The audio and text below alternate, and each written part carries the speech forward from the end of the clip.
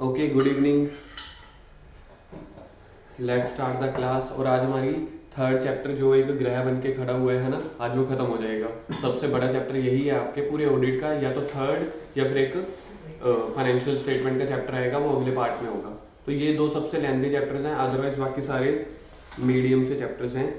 ऐसे 330 यही हमारा पेंडिंग रह गया था सिर्फ, बाकी हमारे सारे स्टैंडर्ड्स हो चुके हैं। ऐसे 330 auditors response to assessed risk या ऑडिट रिस्क, ठीक है। ऑडिटर्स रिस्पॉन्स, देखो यहाँ पे आपके पास ऐसे 300 की सीरीज जो चलने वाली है।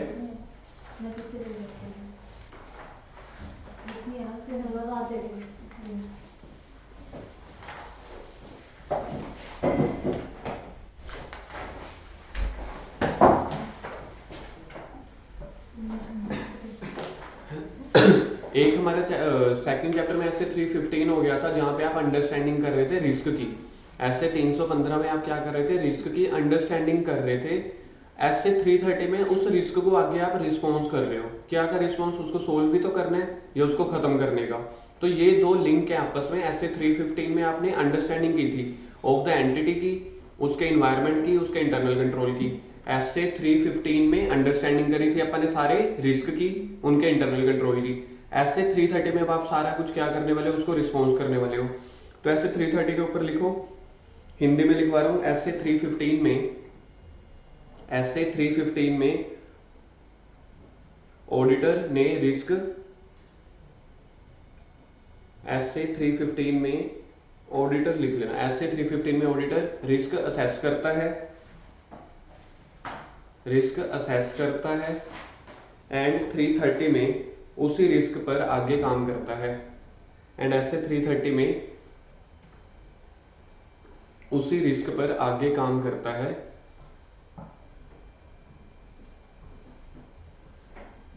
आगे काम करता है या रिस्पॉन्स करता है उसे ठीक करने के लिए या उसे सोल्व करने के लिए।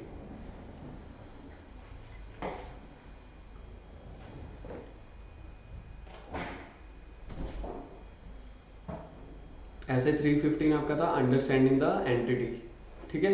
रिस्क को सबको आपने असेस करना था। 330 में आप उसको रिस्पॉन्स कर रहे हो। तो इसमें सबसे पहले मीनिंग है आपके पास 330 डील्स विद ऑडिटर्स रिस्पॉन्सिबिलिटी। तो सीधा ही स्टैंडर्ड लेना, ऑडिटर के ऊपर रिस्पॉन्सिबिलिटी डाल देगी। आपकी रिस्पॉन्सिबिलिटी है क्या के लिए, टू डिजाइन या इंप्लीमेंट द रिस्पॉन्स। सर्कल करो इसको, टू डिजाइन या इंप्लीमेंट द रिस्पॉन्स। अब आपने जो रिस्क ढूंढ लिए 315 में पिछले स्टैंडर्ड में, अब आप उसके लिए आगे काम करना शुरू कर दो। यानी एक डिजाइन तैयार करो, ठीक है, आप उसको इंप्लीमेंट कर लो। मतलब आगे उसको सोल्व कैसे करवाओगे। रिस्क मिल गया, गलतियां मिल गई, ठीक भी तो करवानी है, करेक्शन भी तो करवानी है। ऐसे 330 deals with the auditor's responsibility to design and implement the response to the risk of material misstatement identified and assessed। जो आपने रिस्क आइडेंटिफाई किए थे या असेस किए थे एज पर 315। आई थिंक मीनिंग तो क्लियर हो चुका होगा। ऐसे 330 किसके ऊपर रिस्पॉन्सिबिलिटी डाल रहा है, ऑडिटर। क्या की कि आपने जो 315 में रिस्क आइडेंटिफाइड या असेस किए थे उसके ऊपर अब रिस्पॉन्स करो, डिजाइन करो, इंप्लीमेंट करो। चलेंगे आगे।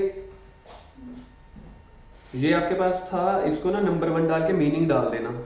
मैंने डालना भूल गया, मैं डालना। फर्स्ट हो गया मीनिंग, सेकंड हो गया ऑब्जेक्टिव, थर्ड हो गया प्रोसीजर। तो सेकंड पॉइंट आपके पास है ऑब्जेक्टिव। अब 330 में ऑडिटर का ऑब्जेक्टिव क्या है, टू ऑब्टेन द एसए। तो पहले मेरे को सारे एविडेंसेस ऑब्टेन करने हैं, क्या के लिए, about the assessed risk of material misstatement. Assessed risk, क्या के risk, of material misstatement. Material misstatement मतलब गलतियां। तो आपको उसके लिए एविडेंसेस कलेक्ट करने हैं, कब, through the designing and implementing the response.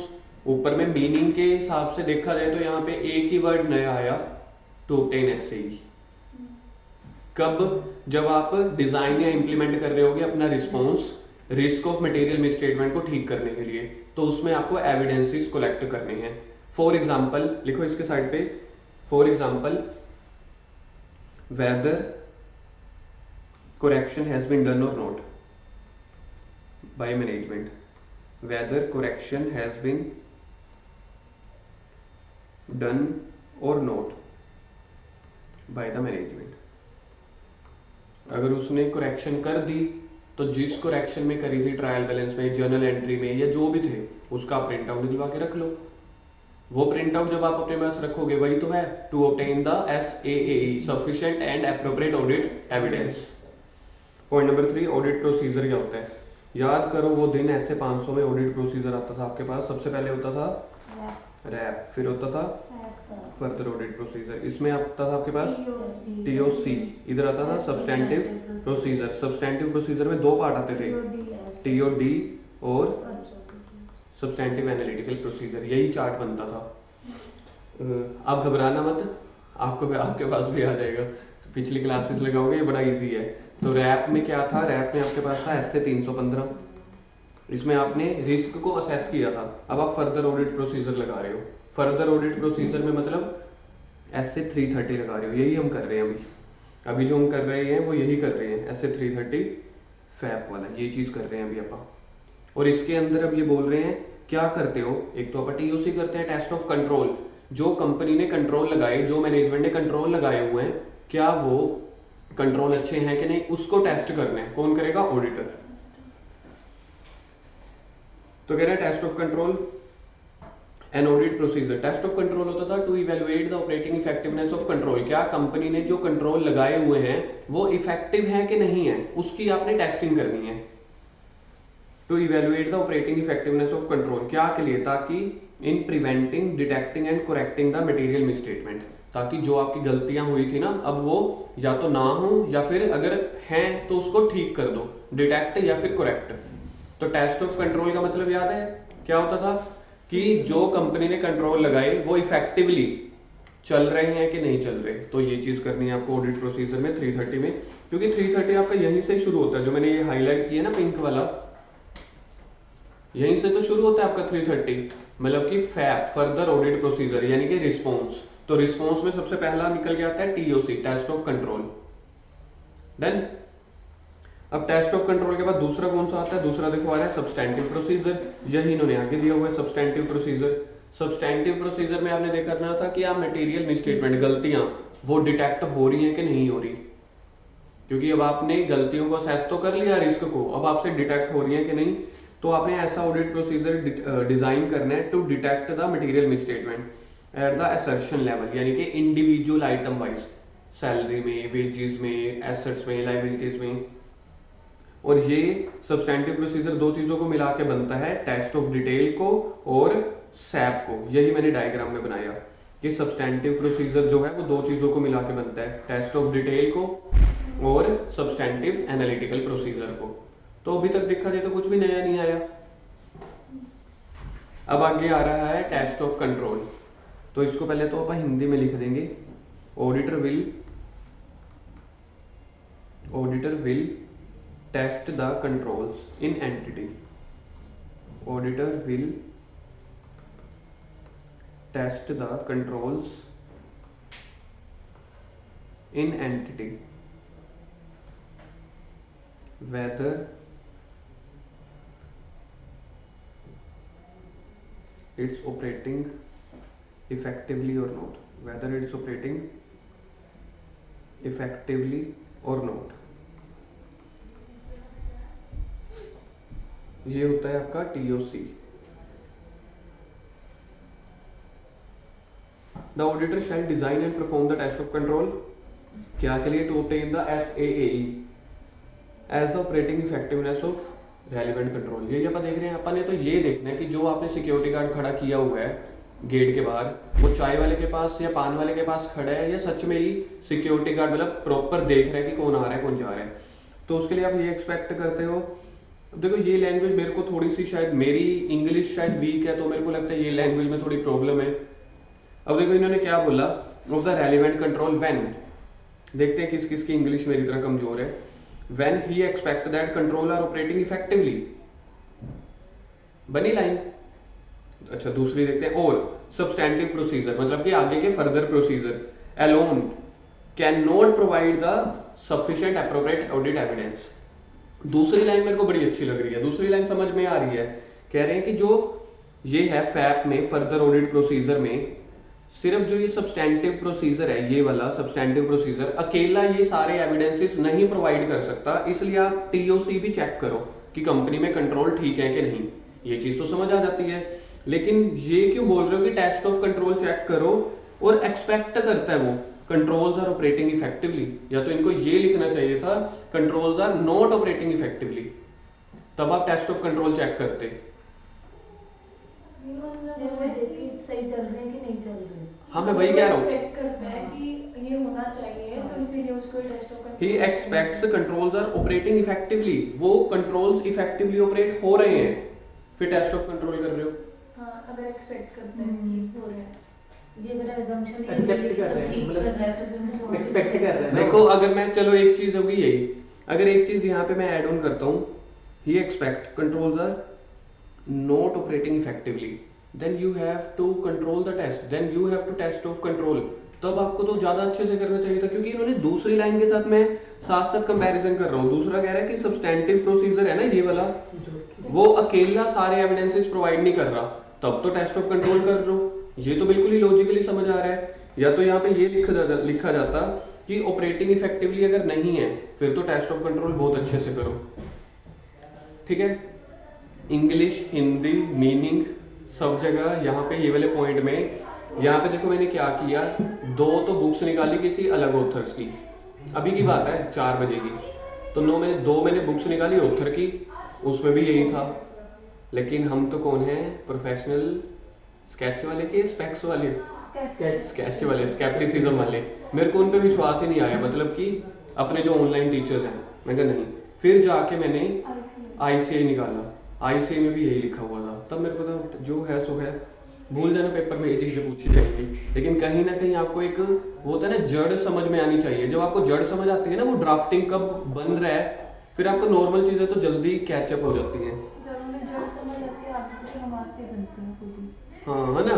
चलो आगे, manner and extent of test of control. Test of control को कभी भी याद मत करना कि ये तो ऐसा शब्द है टीओसी, ठीक है। इसको हमेशा समझ के चलना है, टेस्टिंग ऑफ कंट्रोल्स, कि आपके कंट्रोल अच्छे इफेक्टिवली ऑपरेट हो रहे हैं कि नहीं। तो कह रहे हैं उसके लिए क्या करोगे, इन डिजाइनिंग या performing the test of control, जब आप टेस्टिंग करने वाले थे, सिक्योरिटी गार्ड अपनी जगह पे खड़ा है कि नहीं, जो टैली चला रहा है वो सच में कॉमर्स बैकग्राउंड है कि नहीं, ठीक है, ये सब चीजें। तो perform the other audit procedure in combination with inquiry, circle कर देना, inquiry to obtain the evidences about the, किसके लिए, वही घिसा पिटा dialogue operating effectiveness of control के लिए, कि वो कंट्रोल कैसे लगाए थे, ठीक है, कंसिस्टेंट है कि नहीं। चाय वाले के साथ ही खड़ा रहता है हमारा सिक्योरिटी गार्ड, के गेट पे खड़ा रहता है, अकेला बोर होता रहता है, बाय होम, और किसने वो वाले कंट्रोल लगवाए थे, किसने सुजेशंस दी थी, बायोमेट्रिक लगाओ या मैनुअल अटेंडेंस लगाओ, ये चीजें हैं। फिर उसके बाद देख लें कि जो आपके ये कंट्रोल टेस्ट कर रहे हो ना, control to be tested depending upon the other controls. आपके देखो, अगर मैं कहता हूं 2 कंट्रोल्स आपस में कनेक्ट हैं कि नहीं, आप मुझे बताना। गेट पे एम्प्लॉई जा रहा है अंदर, उसका आई कार्ड चेक हो रहा है, ये तो हो गया चेक, ठीक है। आई कार्ड पे कोई वो नहीं है बार कोड, बस नॉर्मल आई कार्ड है, ठीक है, पट्टा पहना हुआ है, वो तो मार्केट से भी बन जाते हैं। एक तो आपका ये हो गया कि हाँ गेट पे ये वाला एम्प्लॉई सुबह 9 बजे आया था।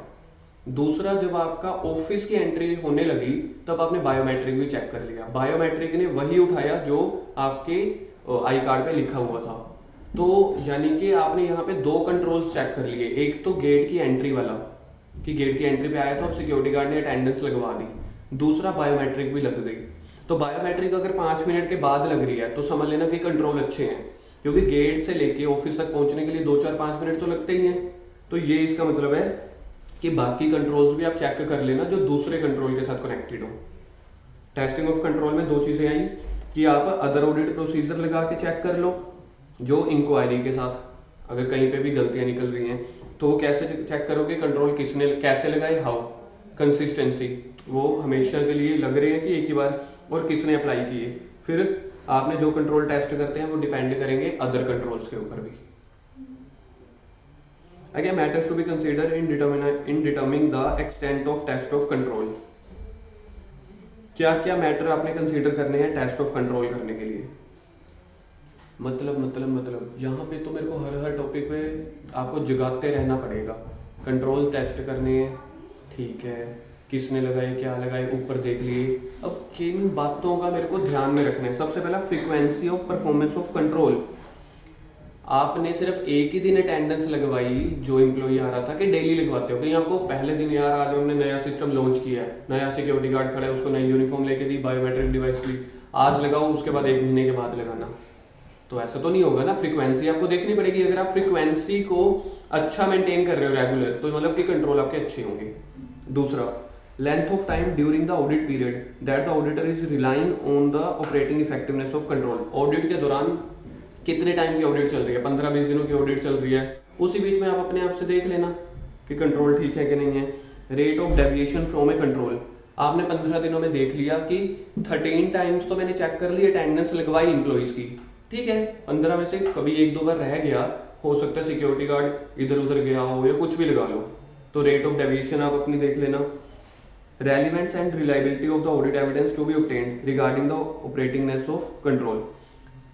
इसके लिए आपने क्या किया था? जब आपने अटेंडेंस चेक करनी है, सिक्योरिटी गार्ड से रजिस्टर मांगा, बायोमेट्रिक डिवाइसेस तो सीधा सीधा लैपटॉप में या कंप्यूटर में सेव हो जाती है, उसका प्रिंट आउट आपने ले लिया, आपस में मैच कर लिया, तो वो देख लो रेलिवेंट या रिलायबल है कि नहीं आपके लिए। और audit evidence is obtained from test of other controls. तो इन बातों का आप ध्यान में रखोगे जब भी आपको टेस्टिंग ऑफ कंट्रोल करनी है। सर ये हमें सारे पॉइंट इतने ध्यान से याद करने हैं? इस पूरे स्टैंडर्ड में कोई 1 या 2 टॉपिक हैं जो पेपर में आते हैं, अदरवाइज ऐसे 330 के ये टेस्ट ऑफ कंट्रोल के इतने टॉपिक्स पेपर में बड़े कम पूछे गए हैं, क्योंकि आप देख रहे हो ना कितने इंटरेस्टिंग टॉपिक्स हैं। नेक्स्ट पॉइंट नंबर कौन सा हुआ? 3। टाइमिंग वाला पॉइंट नंबर बता दो, हेडिंग जाग जाओ। कह रहे हैं 3, मैंने ना पिटाई कर देनी है आप लोगों की। कौन सा पॉइंट है? वो देखो 5 ही है। 5 है? अच्छा, आप टेस्ट ऑफ कंट्रोल को 4th दे रहे हो, ओके ठीक है, फिर 5 है। Timing of test of control आपने कब चेक करने हैं? हम घर पे बैठ के किसी कंपनी के कंट्रोल चेक कर सकते हैं दिमाग में? नहीं, ये तो हम दूसरे गोला से थोड़ी ना आए हैं जो माइंड से बते आएंगे, यहाँ पे तो हमें जाना पड़ेगा ना। तो टेस्ट ऑफ कंट्रोल कब है? Auditor shall test the control for a particular time, जब उसका मन करे तब जा सकता है, या थ्रू आउट द ऑडिट तो चलता ही रहेगा। Okay next.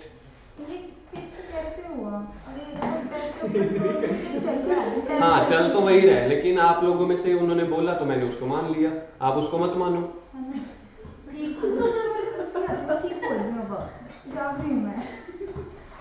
थोड़ा लेट जा रही हूँ, 2 मिनट लेट हो गई, एक टॉपिक चल गया था।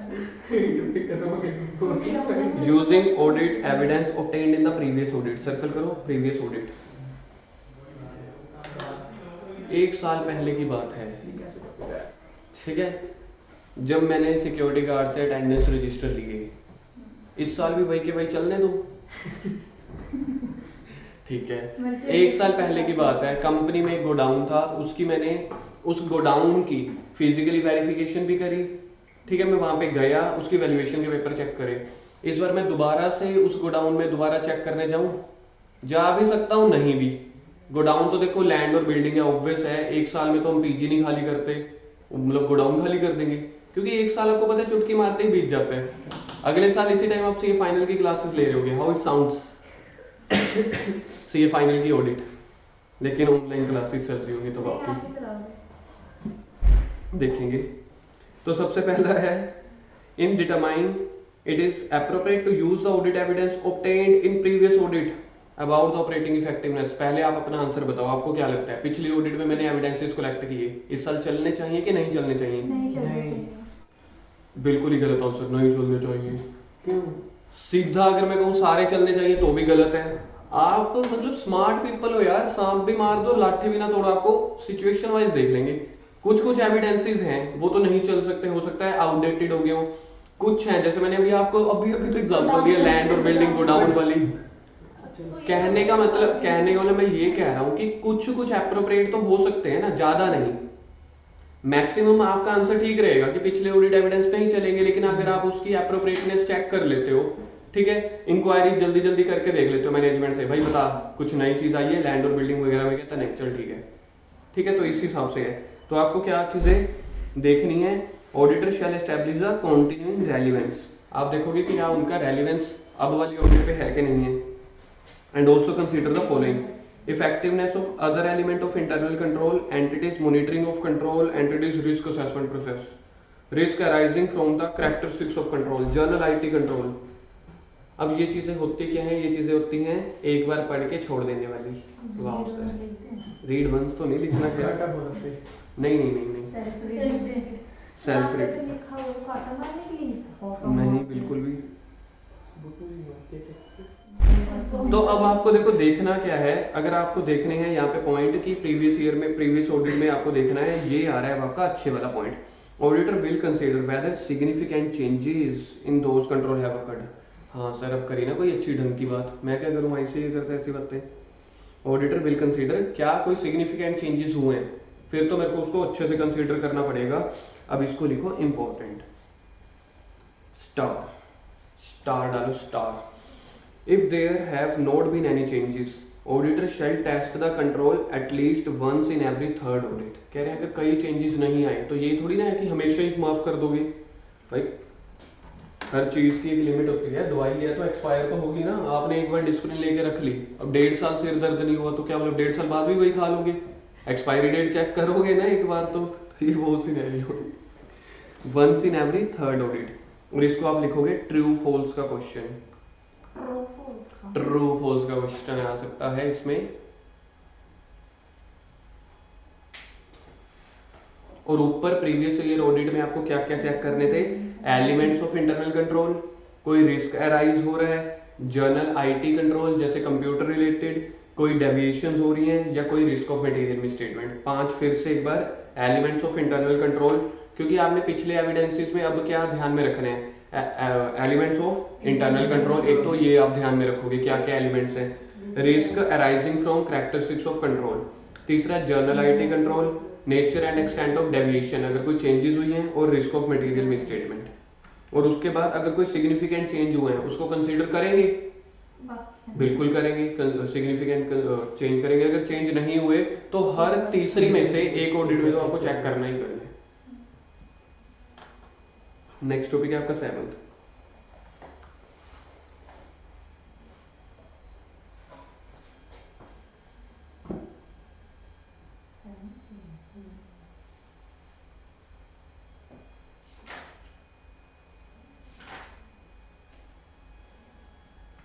सेल्फ एंड आरओ है जो,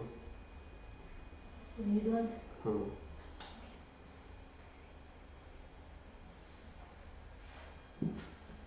स्पेशल इंक्वायरी और डेविएशन को सर्कल करो।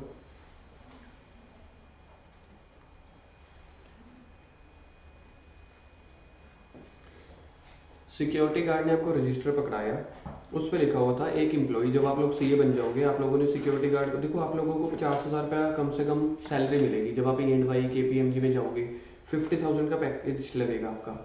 आप लोगों ने सोचा यार क्यों ना थोड़ा सा सिक्योरिटी गार्ड को मैनिपुलेट किया जाए, भाई 2,000 रुपये तेरे को दूंगा मैं हर 2-3 महीनों के बाद, ऐसे करियो, मैं अगर 10 बजे आ रहा हूँ ना, मेरी अटेंडेंस रजिस्टर में 9 बजे का नाम आ जाना चाहिए, ठीक है ओके। बायोमेट्रिक को कैसे छुपा सकते हो, है ना, आपको पता ही नहीं था, कहीं ना कहीं बायोमेट्रिक नहीं लग रही थी, लेकिन कहीं ना कहीं एक ऐसा सेंसर लगा हुआ था जहाँ पे कैमरास लगा लो, कहीं ना कहीं वहां पे पता चल जाता था, लेकिन एम्प्लॉइज लोगों को नहीं बताया गया, तभी तो वो लगाया गया। हिडन कैमरा लगा लो आप, या जर्नल कैमरा लगा लो, लेकिन आपने उसका ध्यान नहीं दिया। आप आते थे डेली 11 बजे, मैं था ऑडिटर, मेरे को बड़ा डाउट था आप लोगों पे, क्योंकि आपकी आउटपुट इतनी निकलती ही नहीं थी, आप लोग बैठे रहते थे कि ओ हो हम तो ऑडिट की फील्ड में आ गए, EY में भी। मेरे को आप लोगों पे डाउट था, मैंने कहा यार अटेंडेंस रजिस्टर दिखाओ, आप खुश हो गए यार हम लेके आते हैं। मैं कहा रुको आप मत करो, मैं बैठा हूँ, ऐसे 200 लगाऊंगा ना क्वेश्चनिंग माइंड, सिक्योरिटी गार्ड के पास जाऊंगा, सर ये वाली मैडम का आने का टाइम है 9:30 बजे डेली, और वो भी रोज 9:30 बजे, मतलब एग्जैक्ट पूरा स्टाफ आता है 9:45 पे, ही आते हैं 9:30 बजे, वाह क्या बात है। मैंने कहा चलो ये तो ठीक है, कागज झूठ बोल सकते हैं क्योंकि लिखे हुए हैं ना।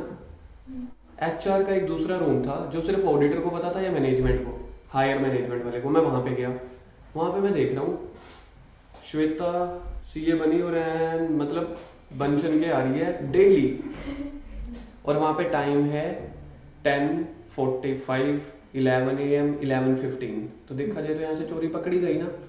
तो कहीं ना कहीं आप स्पेशल इंक्वायरी करवाने लग जाते हो जब आपको रिस्क मिलते हैं, जब आपको कंट्रोल्स में डेविएशन मिलते हैं। सिक्योरिटी गार्ड को तो आप पकड़ोगे, उसको तो पता है सिक्योरिटी गार्ड्स की डिमांड बड़ी है, सीए से ज्यादा, याद रखना। आपको जॉब ढूंढने के लिए 3 महीने लग जाएंगे, सिक्योरिटी गार्ड को 3 दिन लगेंगे, तो ज्यादा पैसे नहीं खिलाने उनको। When deviation from controls upon which auditor intends to rely, क्योंकि सैलरी आपको दी जा रही है 8 घंटे के हिसाब से, काम आप कर रहे हो 6 साढ़े 6 घंटे, कहीं ना कहीं डेविएशन आ गया। Auditor shall make the specific inquiry to understand these matters and their potential consequences, यानी कि जॉब से जा सकते हो। And shall determine whether the test of control have been performed, provide an appropriate basis, क्या जो आप ये कंट्रोल टेस्ट कर रहे हो आपको एप्रोप्रिएट बेसिस प्रोवाइड कर रहे हैं, तो आप ये चीज ध्यान में रखोगे। फिर आप एडिशनल टेस्ट ऑफ कंट्रोल लगाओगे साथ साथ, यानी कि सिक्योरिटी गार्ड को भी बुलाओगे, कैमरे पे भी देखोगे। और potential risk of misstatement need to be address, इससे हुआ क्या, इससे ये हुआ कि जो आपकी रिपोर्ट 8 घंटे में तैयार हो सकती थी, आपकी रिपोर्ट अगले दिन तैयार हो रही है, कहीं ना कहीं रिस्क ऑफ मिसस्टेटमेंट आपके क्रिएट हो रहे हैं। तो ये अगर आपको डिविएशन है तो ये आपको 3 चीजें करनी पड़ेंगी। सबसे पहला आपको स्पेसिफिक इंक्वायरी बनानी पड़ेगी, क्या से, क्या मेरे को जो एविडेंसेस ले रहा हूं मैं एप्रोप्रिएट बेसिस वो दे रहे हैं कि नहीं दे रहे। एडिशनल टेस्ट ऑफ कंट्रोल मैं लगा रहा हूं उसको, और potential risk of material misstatement जो नीड टू बी एड्रेस्ड है, यानी कि जब आप एब्सेंट रह रहे थे तो मेरे को उसको सोल्व करना था। ठीक है, क्या पॉइंट था ये आपका, स्पेशल इंक्वायरी, क्या के लिए, अगर डेविएशन निकलती है, तो डेविएशन निकलती है आपको क्या करना पड़ेगा, एविडेंसेस कलेक्ट करने पड़ेंगे जो आपको एप्रोप्रिएट बेसिस प्रोवाइड करें। दूसरे में आपके पास था एडिशनल टेस्ट ऑफ कंट्रोल लगाने पड़ सकते हैं, और तीसरे में था जो भी रिस्क इससे निकलेगा उसको एड्रेस करने की जरूरत है, यानी कि उसको सोल्व करने की। आगे पॉइंट नंबर कौन सा हो गया, 9th। देखो बातों ही बातों में हम 9th पॉइंट पे पहुंच गए। Factors warranting retest of control. भाई टेस्टिंग तो हो नहीं रही है, रीटेस्टिंग करवाओगे ना श्वेता, टेस्ट तो यहाँ पे खत्म नहीं हो रहे, आप कह रहे हो रीटेस्ट, मैं कह रहा हूँ चैप्टर नंबर 2 का टेस्ट दो, फिर अगला 2 और 3 का, पहले 2 का तो हमसे लिए दिया नहीं गया है ना, और 2 और 3 का हम कैसे देंगे। फैक्टर्स वारंटिंग रीटेस्ट, कब कब आपको जरूरत पड़ सकती है, जब आपको टेस्टिंग दोबारा करनी पड़ जाए। डेफिशिएंट कंट्रोल एनवायरनमेंट, कंपनी में माहौल ही डेफिशिएंट था, गिरा हुआ माहौल था। सिक्योरिटी गार्ड, मतलब सिक्योरिटी गार्ड को रखा हुआ है सभी के पट्टे चेक करने हैं, पट्टा समझते हो ना, आई कार्ड। तो हमारे जहाँ पे मैं पहले जाता था ना, तो वहां पे ये बोला जाता था पट्टा पा के आना, पट्टा पा के आना। इवन मैनेजर भी, किसी वो आर्मी स्कूल की बात है। तो सबसे पहले आपने देखना है कंपनी का माहौल कैसा है। अगर कंपनी का माहौल गिरा हुआ है, डेफिशिएंट है, ठीक है, तब आपको क्या करना पड़ेगा, टेस्ट ऑफ कंट्रोल री करने पड़ेंगे, री test of control.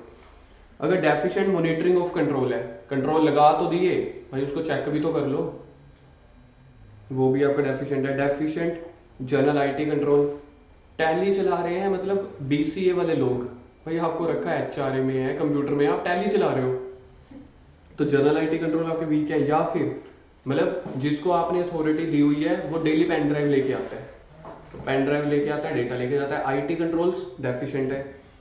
Personal changes that significantly affect the application of control, आपके एम्प्लॉइज जो हैं बदलते रहते हैं बार बार, और कोई सर्कमस्टांसेस चेंज हो जाती हैं, इन केसेस में आपको अपने टेस्ट ऑफ कंट्रोल को री करना पड़ता है। री कौन कौन से, deficient control environment, deficient monitoring of control, general IT control, changes अगर आपके हो रही हैं, और चेंजेस इन सर्कमस्टांसेस।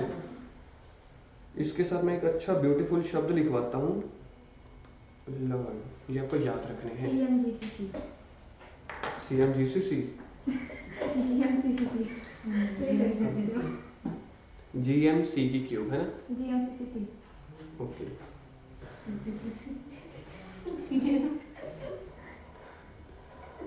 ये क्लास में बैठ के बिस्किट खा रही है। तुम कहना पहले भी खा रहे हो, मैं खाते खाते मेरा दिमाग चलता है, मेरा बंद हो जाता है। बादाम लेके आया करो, फिर टीचर को खिलाया करो, जाकर बादाम भी लेके आते हो तो टीचर को बादाम दो, एंड कीप ईटिंग बिस्किट। उसके बाद है सब्सटेंटिव प्रोसीजर। सर आज आप बच्चों की जान लोगे क्या, analytical procedure, substantive procedure. Substantive procedure कौन से वाला होता था आपका, फैप का सेकंड पॉइंट। तो अगर मैं इसको ऐसे ही लिखूं, फैप का सेकंड पॉइंट, ये तो ऐसे याद रह जाएगा। फिर से एक बार अपन डायग्राम बनाएं। क्या था? सबसे पहले था रैप, फिर था फैप, फैप के अंदर टीओसी। सर इसका तो नाम ही मतलब, अभी इतने टॉपिक खत्म हुए। दूसरा है सब्सटेंटिव प्रोसीजर। अब अपन इस पे पहुंच गए हैं। तो इसके अंदर भी तो अलग दो हैं।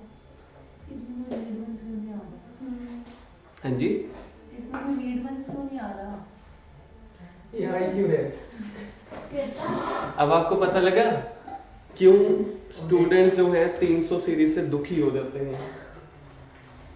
स्टूडेंट तो ऑडिट से दुखी हो जाते हैं। स्टूडेंट तो अकाउंट से भी दुखी हो जाते हैं। स्टूडेंट्स का क्या है, स्टूडेंट्स की बातें मानने लग जाओ तो बस बात ही खत्म।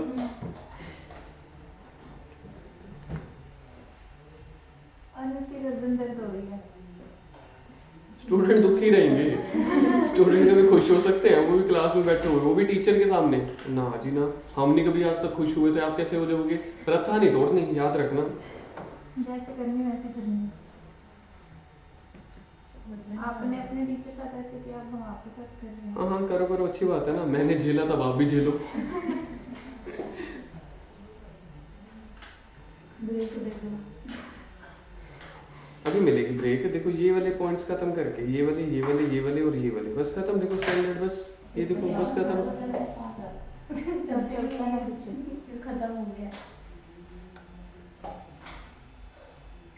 Substantive procedure, irrespective of the assessed Roman, auditor shall design and perform the substantive procedure। कह रहे हैं कि irrespective of assessed Roman, भाई 315 में जो किया गोली मारो। मतलब अभी तक जो आपने कर लिया तो स्टैंडर्ड कह रहे हैं गोली मारो। irrespective of assessed Roman, Roman की फुल फॉर्म, Recommended statement। और कहाँ पे असेस किया था? कह रहे irrespective। Auditor shall also design and perform the substantive procedure for each class of transaction. ये होती है आपकी journal entries, account balance and disclosure. कह रहे हैं उसके लिए आपको सब्सटेंटिव प्रोसीजर भी करना पड़ेगा। ठीक है, तो इसके साइड पे लिखो आफ्टर एस से 315 330 is also must. After 315 330 is must.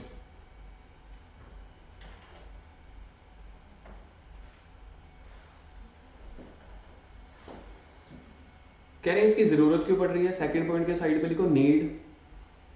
Need, why need? Because of assessment of risk of material miss statement considering the internal control the extent of substantive procedure may be increased. कह रहे हैं हो सकता है जो पिछला अपने प्रोसीजर लगाया उसके बाद हो सकता है उसमें कमी हो, इसलिए आपको ये भी आपको बढ़ाना पड़ जाएगा। सब्सटेंटिव एनालिटिकल प्रोसीजर मेनली ये लगता है लार्ज वॉल्यूम ऑफ ट्रांजैक्शन में। सब्सटेंटिव एनालिटिकल प्रोसीजर याद है, रेशियोज, ट्रेंड एनालिसिस चेक करना। तो कह रहे हैं जहां पे डेटा बड़ा सारा होएगा तब ये लगा देना, अदरवाइज मत लगाना। फिर कह रहे हैं depending upon the circumstances only substantive analytical procedure. देखो यहाँ पे क्या आ रहा था, फैब के अंदर TOC already done, substantive. Substantive में आ रहे थे टीओडी और सैप। तो ये वाला पॉइंट इसके साथ लिंक है। ये वाला पॉइंट अच्छा है। कह रहे हैं सिर्फ सैप लगाने की जरूरत है या सिर्फ टीओडी लगाने की जरूरत है या कॉम्बिनेशन ऑफ दोनों की लगाने की जरूरत है। इसमें हमने कौन से पॉइंट पढ़ने हैं? इसमें से हमने पॉइंट्स पढ़ने हैं पहला, तीसरा और चौथा मेन। पहले में ये बोला कहते हैं इररिस्पेक्टिव ऑफ 315 330 भी आपको लगाना पड़ जाएगा, यानी कि आपको देखना पड़ेगा और कहां कहां पे मिस स्टेटमेंट्स हो सकते हैं उसको रिस्पॉन्स करना। तीसरे में बोल रहे थे मेनली ये कहां पे लगेगा? लार्ज वॉल्यूम ऑफ ट्रांजैक्शन पे। फिर आप देख रहे हो कि सब्सटेंटिव प्रोसीजर के दो सब हेड होते हैं, टेस्ट ऑफ डिटेल्स या फिर सब्सटेंटिव एनालिटिकल प्रोसीजर। मेरे को सैप लगाना है, टीओडी लगाना है कि दोनों का कॉम्बिनेशन लगाना है? वी आर इंडियंस, हम दोनों को थोड़ा थोड़ा ही लगाएंगे। एक्सटर्नल कंफर्मेशन का कौन सा स्टैंडर्ड होता था? 500 से return 505। 70-80-60 double star point. Substantive procedure लगा रहे हो, फर्दर रिस्पॉन्स कर रहे हो, है ना आप? अब मेरे को बताओ जहां पे आपको बैंक बैलेंस में गलती दिख गई तो किससे पूछोगे? मैनेजमेंट से तो आपने पहले पूछ लिया भाई, तभी तो डाउट था। बैंक को फोन करोगे। जब बैंक को आपने फोन किया कि हे बैंक हमें बताओ हमने आप लोगों से इतना लोन लिया हुआ, कहते मैंने तो कोई नहीं दिया हुआ। या फिर ये सिनेरियो आ सकता है कि हमने आपसे 2 करोड़ का लोन लिया हुआ है, कहता हमारे बैलेंस शीट में तो 5 करोड़ का दिया हुआ है, तो कहीं ना कहीं चोरी की जा रही है, तभी तो आप एक्सटर्नल कंफर्मेशन, एक्सटर्नल मतलब बाहर वाले लोगों से कंफर्मेशन ले रहे हो। तो कौन कौन से ऐसे एरियाज होते हैं जहां पे आप देखो, एक्सटर्नल कंफर्मेशन प्रोसीजर है एज अ सब्सटेंटिव, क्योंकि सब्सटेंटिव प्रोसीजर में आप रिस्पॉन्स कर रहे होते हो रिस्क को। तो जब रिस्पॉन्स कर रहे हो यानी कि आप टेस्ट ऑफ डिटेल कर रहे हो, टेस्ट ऑफ डिटेल ही मैंने बताया था, यही आपकी असली ऑडिट होती है। इसी ऑडिट में वाउचिंग, वेरिफिकेशन, कंफर्मेशन आ जाती है। तो ये कह रहे हैं सब्सटेंटिव प्रोसीजर में आप एक्सटर्नल कंफर्मेशन लगा सकते हो। The answer is yes. अब कह रहे हैं कौन कौन से ऐसे एरियाज होते हैं जहां जहां पे हमें डाउट हो सकता है। हम बैंक वालों से बैंक बैलेंस पूछना चाहते हैं, डेटर वालों से डेटर का बैलेंस पूछना चाहते हैं, इन्वेंट्री थर्ड पार्टी के पास पड़ी है, हमने उनसे पूछा कि आप हमारे क्लाइंट की इन्वेंट्री आपके पास पड़ी है, कहते क्लाइंट का नाम बताना, मैंने कहा मैसर्स XYZ, कहता मैं पहली बार सुन रहा हूँ भाई ऐसा नाम। तो कहीं ना कहीं आपको एक्सटर्नल कंफर्मेशन लगानी पड़ जाएगी। प्रॉपर्टी टाइटल डीड अगर आपने लीज पे दे रखी है, किसी की कस्टडी में रखी हुई है, तब भी आपको एक्सटर्नल कंफर्मेशन लेना पड़ सकता है। सर ये तो 505 वाला टॉपिक ही है, बिल्कुल वही टॉपिक है, 505 में भी आया था ना। कहां कहां से आप ले सकते हो, बैंक वालों से, डेटर्स से, inventory held by third party से, प्रॉपर्टी टाइटल डीड अगर किसी और की कस्टडी में पड़ी है, इन्वेस्टमेंट रजिस्टर्स हैं अगर आपके कहीं और पड़े हैं। फैक्टर, इसके बाद आपको लिखना है ये factors assisting the auditor in determine the knowledge. ये हमारा ऑलरेडी ऐसे 505 में हो गया। अगर आप देखोगे लिखो ऑलरेडी इन ऐसे 505। ये टॉपिक आपके पास बोल रहा है कि क्या फैक्टर ध्यान में रखोगे जब आपने बाहर वाले लोगों से पूछ रहे हो, जब बाहर वाले लोगों से एक्सटर्नल कंफर्मेशन ले रहे हो, तो आप क्या चीजें ध्यान में रखोगे। अब आपको याद आ जाएगा। पहला पॉइंट पढ़ो, कंफर्मिंग पार्टीज नॉलेज। हम बैंक वालों से बैंक का बैलेंस पूछ सकते हैं कि डेटर का बैलेंस। डेटर का पूछा तो क्या मिलेगी, जुत्ती तो नहीं मिलेगी, गाली मिलेगी, है ना। तो ये वो चीज है। अगर आपको याद हो ऐसे 505 में ये चीजें आई थी कि आपको कंफर्मेशन रिक्वेस्ट भेजनी है, सामने वाली पार्टी की वो एबिलिटी देखनी है, ये वो चीज है। तो जब आपने सामने वाली पार्टी से ईसी लगाना है, एक तो उसकी नॉलेज चेक करो, बैंक वालों से बैंक बैलेंस पूछना, डेटर क्रेडिटर का बैलेंस मत पूछ लेना, उसकी एबिलिटी देखो भाई वो बताएगा भी कि नहीं बताएगा, may not accept the responsibility for respond, ये वो चीजें। और उसकी ऑब्जेक्टिविटी देखो कि क्या वो सच में आपको सही आंसर देने के लिए इंटेंशन मतलब है उसकी कि नहीं है।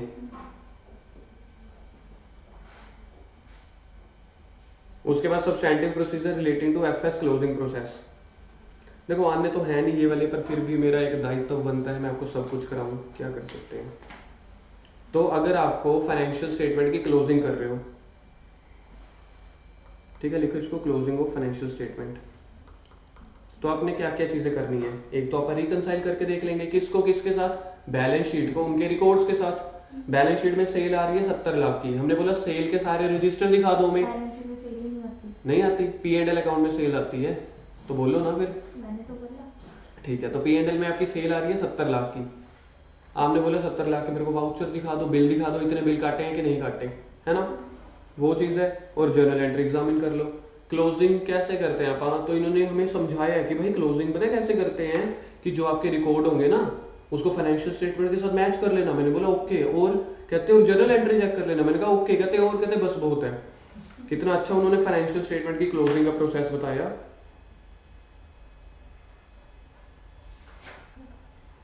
RO दोनों ये वाले substantive procedure to response to significant risk, अगला भी RO।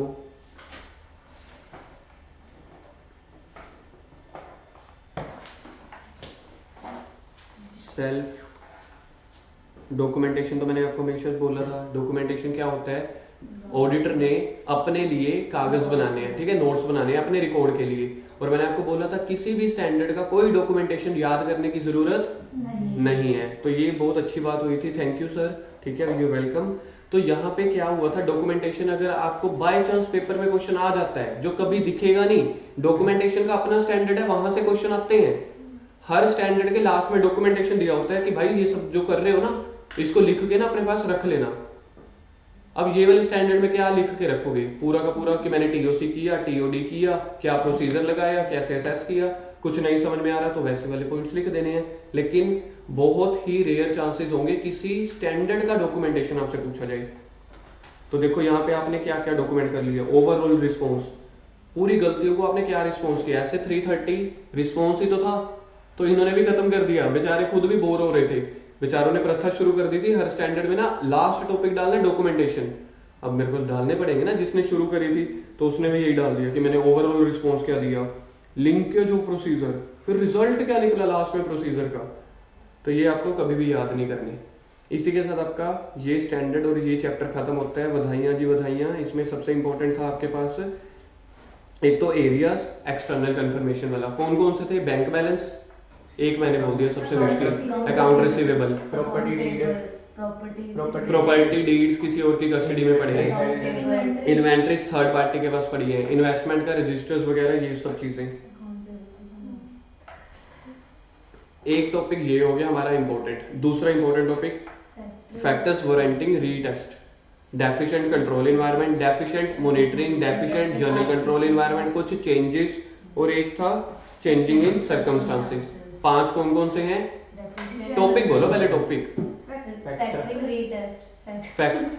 Factors warranting retest of control. कितने पॉइंट है इसके, 5। एज पर एस से 330 लिखोगे तो एक नंबर मिल जाएगा। एज पर एस से 330 कौन कौन से 5 कंट्रोल है। सबसे पहला डेफिशिएंट कंट्रोल एनवायरनमेंट, कंपनी में माहौल डेफिशिएंट है तो मेरे को कंट्रोल दोबारा से टेस्ट करने पड़ेंगे। दूसरा deficient monitoring of control, deficient journal IT control, significant changes या फिर changes in circumstances.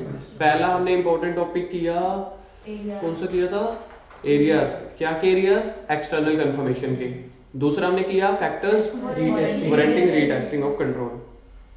Specific inquiry deviation की नहीं आएगा, इवैल्यूएटिंग वाला नहीं आएगा।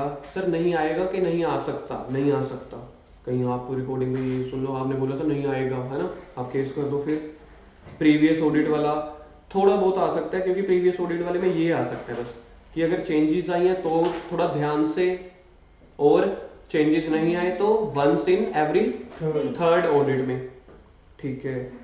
टाइमिंग नहीं आएगा, नहीं आ सकता, टेस्ट ऑफ कंट्रोल नहीं आ सकते जल्दी जल्दी। तो यानी सर आना क्या है, क्यों इतना टॉर्चर कर रहे हो पिछले 1 घंटे से। वैसे 1 घंटा हुआ नहीं है, इतना टॉर्चर मैं इसलिए कर रहा हूँ क्योंकि सिलेबस का पार्ट है, कहीं ये ना हो ना करवाया नहीं है। आने के चांसेस 2 या 3 हैं आपके पास यहाँ पे। टेस्ट ऑफ कंट्रोल का कोई टॉपिक पूछ सकते हैं, सबसे रेयर। एरियाज पूछ सकते हैं, एक्सटर्नल कंफर्मेशन के फैक्टर्स पूछ सकते हैं, या सब्सटेंटिव प्रोसीजर का मीनिंग पूछ सकते हैं। जहां पे लिखा होता है ऐसे 315 के बाद 330 भी जरूरी है। हायर या लार्ज वॉल्यूम ऑफ ट्रांजैक्शन में जरूरी होता है। फिर सब्सटेंटिव प्रोसीजर के 2 कंपोनेंट होते हैं, क्या क्या, TOD and SAP, test of detail. Test of detail यानी पहले था टेस्ट ऑफ कंट्रोल, कंट्रोल की टेस्टिंग, टेस्ट ऑफ डिटेल यानी कि detail testing. Wow sir interesting है ना। डिटेल टेस्टिंग मतलब कि असली audit, vouching, verification, external confirmation, reconciliation, सब कुछ।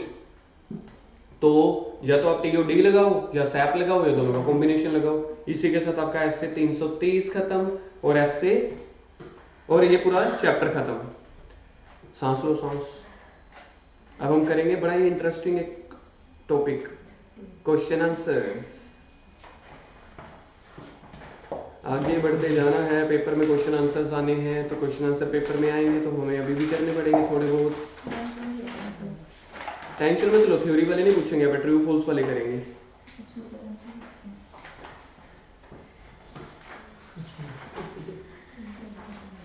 आपके लिए मैं पूरे 3 मिनट की ब्रेक पेश करता हूं, और उसके बाद आप ट्रू फॉल्स क्वेश्चन करेंगे, फिर कुछ स्टैंडर्ड भी रिवाइज करेंगे। 3 मिनट की ब्रेक। क्लास स्टार्ट होगी आपकी 7:25 पे।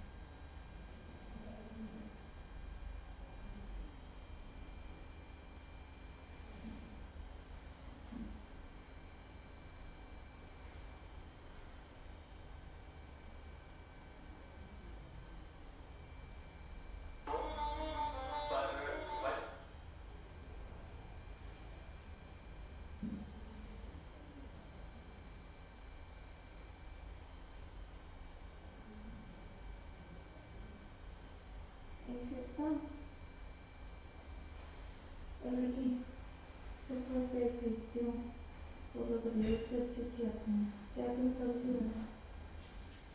तुम कैसे कैसे पेज फॉलो करवा रखे हैं वैसे तुम क्या क्या करते हो उसमें कोई तो है जो पिक्चर बिगाड़ने के लिए थप्पड़ भी ये तो वो वाला है, शायद मैंने कर ही रखा होगा मुझे लगता है। नाम बताना जिसके एक बार मैंने वो पाई थी, स्टोरी पाई थी वीडियो से, वो जल्दी जल्दी आई नहीं होते ये है। कितना अच्छा हूँ ना मैं। मैंने ब्रेक दी आपको पूरे 1 मिनट ज़्यादा, 3 मिनट से 4 मिनट। चलो क्वेश्चन नंबर 1 पे आते हैं। हो सकता है बड़े पुरानी बातें हो गई हो, आपको कुछ याद भी ना आए, मुझे पता था मेरे सामने मुझसे कम इंटेलिजेंट लोग बैठे हैं, है ना। देखते हैं question number 1। Inspection consist of looking at a process. और इसके आप आंसर भी तो छुपाओगे ना वैसे, है ना, नहीं तो आपको तो ये बोल्ड बोल्ड लेटर्स में दिख जाएगा। चलो मैं भी कुछ करता हूँ ऐसे। क्वेश्चन नंबर 1 आपके पास क्या है? Inspection consist of looking at a process या procedure being performed by other. Inspection क्या होती थी? डॉक्यूमेंट। इंस्पेक्शन होती थी डॉक्यूमेंट्स की वेरिफिकेशन करना। तो ये प्रोसेस है, तो प्रोसेस क्या होता था फिर? ये होता था ऑब्जर्वेशन। तब आपको इसका आंसर कैसे लिखना है? ये 2 नंबर में क्वेश्चन आते हैं आपको, कंपलसरी क्वेश्चन आता है। जैसे पहला क्वेश्चन क्या आता है आपको? कंपलसरी क्वेश्चन, उसमें स्टैंडर्ड के क्वेश्चन भी होते हैं, मिक्स भी।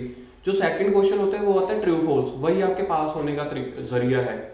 होता है नदी के ऊपर बनाया गया डैम होता है आपके, ये ट्रू फॉल्स ऑडिट के पेपर में 14 नंबर के आते हैं। अगर आपको सही आते हैं तो आप 10, 11, 12 अवेल कर सकते हो ऑडिट में। मतलब अगर आपके 14 में से 10 आ गए तो कहीं ना कहीं आपने एक रोड तो क्रॉस कर ही ली। तो सबसे पहले इसका आंसर क्या है? इंस्पेक्शन क्या है? एग्जामिनिंग द रिकॉर्ड्स, और ये चीज होती है ऑब्जर्वेशन। तो आपको आंसर भी ऐसे लिखने हैं। सबसे पहले आपको लिखना है द स्टेटमेंट इज इनकरेक्ट, आधा या 1 नंबर मिल जाता है इसी के साथ। फिर उसके बाद आपको ये देने पड़ते हैं उसके रीजन। पेपर में सीधा सीधा लिखा होता है कि आपको 7 क्वेश्चन अटेम्प्ट करने हैं आउट ऑफ 8 या 10 या 9 जो भी हैं विद रीजंस। तो पहले तो आपको लिखना है एज पर कि स्टेटमेंट क्या है? इनकरेक्ट। फिर इंस्पेक्शन जो होती है वो ऑब्जर्वेशन नहीं होती, सॉरी प्रोसेस को लुकआउट करना नहीं होता, इंस्पेक्शन होता है डॉक्यूमेंट्स को चेक करना। तो इसका मतलब जो इन्होंने पूछा प्रोसेस, फिर आपको इसका आंसर भी दे देना होता है कि ये जो आप लोगों ने पूछा है ये है observation. Point number 2, purchase invoice is an example of internal evidence. False. क्यों? सेम वाउचर होता है। क्योंकि जो परचेज इनवॉइसेस हैं हमने थोड़े इशू किए थे, वो तो सामने वाले पार्टी से हमने लिए थे। तो ये क्या है? हो गया एक तरह से एक्सटर्नल एविडेंस हो गया या इंटरनल? एक्सटर्नल। तो स्टेटमेंट क्या है? ये False. False. Question number 3, sufficiency is the quality. नहीं ऐसे कैसे? पहले आपको क्या लिखना पड़ेगा? फॉल्स या ट्रू है? इनकरेक्ट है। क्यों? क्योंकि सफिशिएंसी जो है वो क्वांटिटी होती है और एप्रोप्रिएटनेस क्वालिटी होती है एज पर एस से। 500 230 500 230। यस, मुझे बड़ा मजा आता है जब अलग अलग आंसर आते हैं ना। और कुछ? क्योंकि एविडेंस के ऊपर ऑडिट एविडेंस 500 है तो ये एस से 500 लगेगा इसके ऊपर। डॉक्यूमेंट से नहीं लिखो यहाँ पे, लिखो आप, लिखो बोल ऐसे 500 लिखो यहाँ पे। पहली बार जिंदगी में ठीक हुआ है इसको। और ऐसे फिर मैं गलत कर रही हूँ। अगला क्वेश्चन बताओ फिर मानने। जो अगला क्वेश्चन बता देगा वो समझ लेना कि आप लोग कुछ भी कर सकते हो इस चैप्टर में अगर आप ये बता दोगे। Substantive procedure may be defined as an audit procedure, ठीक है, designed to evaluate the operating effectiveness of control। तो ये ट्रू है या फॉल्स है? इनकरेक्ट ये फॉल्स है। क्यों? क्योंकि सब्सटेंटिव प्रोसीजर हमने अभी अभी पढ़ा था, वो तो होता था to detect the material misstatement या to correct the material misstatement. तो ये भी बोला इनकरेक्ट। और ऐसे 330 हो ये तो हमने अभी अभी फ्रेश किया है। Substantive procedure as the audit procedure designed to detect the material misstatement। तो फिर जो ये बोला गया ये क्या है? Test of controls. Question number 5, if the auditor believes that concern will not continue as a going concern he should issue disclaimer। नहीं सर, कल हमने तो एडवर्स ओपिनियन पढ़ा था, कल पढ़ा था हमने एडवर्स ओपिनियन। ये दिया हुआ है डिस्क्लेमर ओपिनियन। ट्रू या फॉल्स? फॉल्स। तो यहाँ पे देखो कहीं पे एडवर्स ओपिनियन नाम की चीज दिख रही है? लास्ट एओ, ये हमने कल पढ़ा था। किस स्टैंडर्ड में आया था? 570 में। समझ में आ रहा है ना? एडवर्स ओपिनियन अलग चीज होती है, डिस्क्लेमर ओपिनियन अलग होता है। तो कल हमने पढ़ा था एडवर्स ओपिनियन। सर हमसे क्वेश्चन तो सोल्व हो रहे हैं, ये तो आसान थे, अब बताओ ना। If internal control is satisfactory, if internal control satisfactory हैं, external evidences are more reliable than internal evidences. जब आपके इंटरनल कंट्रोल अच्छे हैं, बात ही खत्म। चले आगे। Management certificate obtained by the auditor is enough for verification of inventory। नहीं, वो खुद भी जा सकता है, ठीक है, मतलब कि वहां पे फिजिकली विजिट कर सकता है या उससे फोन करके पूछ भी सकता है। तो इसका मतलब मैनेजमेंट का सर्टिफिकेट, मैनेजमेंट वालों के ऊपर तो डाउट था। हमारे जो सर थे जहाँ पे मैंने सीए फाइनल की ऑडिट पढ़ी थी, उन्होंने मतलब ऐसे शब्द सिखाए हुए थे, मैनेजमेंट चोर है। तो वो तो सीधा यही बोलते थे। आई थिंक मेरे को लगता है मैंने शायद आपके बैच में नहीं बोलता, अदरवाइज वो होता है ना, वो एक प्रथा शुरू होगी तो वही चल रही है। उन सर ने बोला था, वो कैलकाटा के सर थे, कहते हमारे सर मतलब वो कहानियां बड़ी सुनाते थे एक्चुअली ना, ऐसी ऐसी चीजें। कहते उन्होंने ये वाले डायलॉग शुरू किए थे, कहते ये प्रथा शुरू हुई थी हमारे सर से, हम आपको दे रहे हैं। वो फिर मैंने भी कंटिन्यू कर दी। मैनेजमेंट का सर्टिफिकेट क्या इनफ है?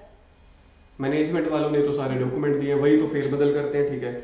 SA 580 related to materiality, written representation होता है। तो materiality in planning of audit of FS, SA 320 में होता था ये, ऐसे 320 में होता है मटेरियलिटी।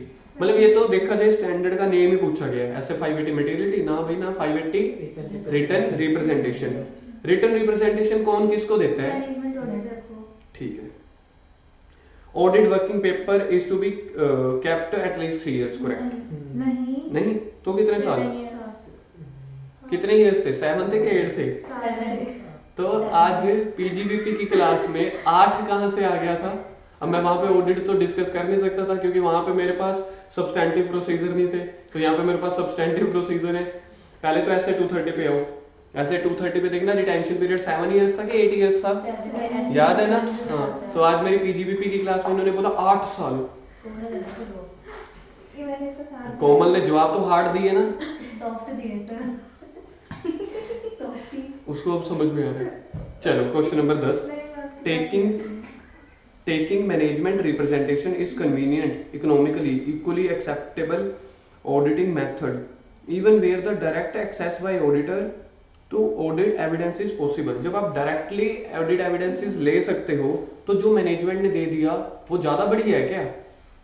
मैनेजमेंट की दी हुई कोई भी चीज कभी भी बढ़िया नहीं होगी, ज्यादा तो छोड़ ही दो, वो कभी भी नहीं। वहां पे आपको प्रोफेशनल स्केच रखने हैं, ठीक है? तो इसलिए इन पे आंसर कोई करेक्ट भी डाल देते हैं। पहले तो आप आंसर ही देख लो। आंसर इसका तो भी चला भी नहीं था ऐसे। चलो अब आप कोई रैंडमली करते हैं। 14 confirmation received by auditor directly from third party are conclusive evidence in support of a transaction. Conclusive evidence कभी भी नहीं मिलता किसी चीज का भी। मैनेजमेंट पे तो आपको विश्वास नहीं है, थर्ड पार्टी पे मतलब वही होता है ना, जब बच्चे बोल रहे हैं उस पर विश्वास नहीं है, पड़ोसियों के बच्चे पे विश्वास है क्या? वो 16 आने सच बोल रहे होते हैं? कभी भी नहीं। तो कुछ कुछ देखो क्वेश्चंस आपके ऐसे आ रहे हैं जो चाहे टॉपिक में नहीं आए थे, क्योंकि वो ट्रू फॉल्स के साथ ही कनेक्टेड है। इसके नीचे वाला question 15 compliance procedure are test design to obtain the audit evidence as to completeness, accuracy and validity of data produce. Compliance procedure हमारे पास कभी आया नहीं था ना? उसमें आया था, अदर में आया था किसी नो कंप्लायंस। तो कंप्लायंस प्रोसीजर आप पढ़ा था शायद, कर लेते है ना कुछ कर अभी न्यू ईयर में पढ़ाई था। चलो आप कंप्लायंस प्रोसीजर का इसको लिखो 15 क्वेश्चन को लर्न हियर। कुछ क्वेश्चन आपको यहाँ पे ही देखने पड़ेंगे। 16 क्वेश्चन बहुत इंपॉर्टेंट, ये पेपर में मतलब बड़ी बार आता है। Branch auditor of a company should give his photocopies of working paper on demand by the company auditor। वो एक्टिव ऑन हिज डिस्क्रिप्शन वाला था, या अगर लॉ बीच में आता है, स्टैट्यूट बीच में आता है, तो ऐसे नहीं है। देखो ब्रांच ऑडिटर हमेशा छोटा ऑडिटर रहेगा। एक कंपनी है, उसकी सेकंड ब्रांच है, ठीक है? तो ये थोड़ी है कि कंपनी का ऑडिटर ब्रांच वाले को कहेगा थप्पड़ मार के भाई ले आ, ऐसे थोड़ी ना चलेगा। या तो स्टैट्यूट बीच में आ रहा हो या उसकी डिस्क्रिप्शन हो तो वो तो देगा, अदरवाइज आप डायरेक्टली नहीं मांग सकते, ठीक है? और यहाँ पे देखिए ऑन डिमांड, ऑन रिक्वेस्ट भी बोलते हैं। हाँ, ऑन डिमांड। 18 पे आ जाओ। An auditor is bound to provide the copies of working paper to CEO of the company. अब ये भी तो पढ़े। हाँ, दूसरे ऑडिटर से तो हम ले दे सकते नहीं, तू तो सीईओ है ना? तुम कहेगी ऐसे 230। आगे क्वेश्चन नंबर, वैसे बात सही आ रही है, सारे इनकरेक्ट है ना? बनाना पड़ता है। 20 पे आओ, 20 पे 12 12 13 क्यों है? 20 पे आ जाओ। Return representation by the management as to the quality inventory substitute for verification. अभी भी तो पढ़ाते हैं। तो यहाँ पे भी वही बोल रहे हैं कि अगर आप मैनेजमेंट से रिटर्न रिप्रेजेंटेशन ले रहे हो तो क्या वो सब्स्टिट्यूट है वेरिफिकेशन का? कभी भी नहीं हो सकता। मैनेजमेंट पे तो विश्वास ही नहीं करना, बस बांध लो। कुछ भी बोल दे मैनेजमेंट वाले, रो ले मगरमच्छ के आंसू हो चाहे सच्चे आंसू हो, भाई हमें तुम पे विश्वास नहीं है। हमारी ऑडिट में यही सिखाया गया, हमारे सीए में यही सिखाया गया, मैनेजमेंट वालों पे कभी नहीं बात मत दी। सब्स्टिट्यूट नहीं है, बेसिस है। 23 ऑडिट डॉक्यूमेंटेशन, मतलब ऑडिट डॉक्यूमेंटेशन होता है जो ऑडिटर के खुद के वर्किंग पेपर है अपनी फाइल के लिए, is a substitute for entities accounting record का। हाँ, ये तो हमारे ऑन रिकॉर्ड के लिए। और आरटीपी का क्वेश्चन है, देखो आरटीपी का, ये लेटेस्ट आरटीपी का क्वेश्चन है पिछली वाली का। 22 चलो, बाकी आप लोग घर से करोगे, मैंने अपनी तरफ से जितने करवाने थे करवा लिए। Okay, thank you very much.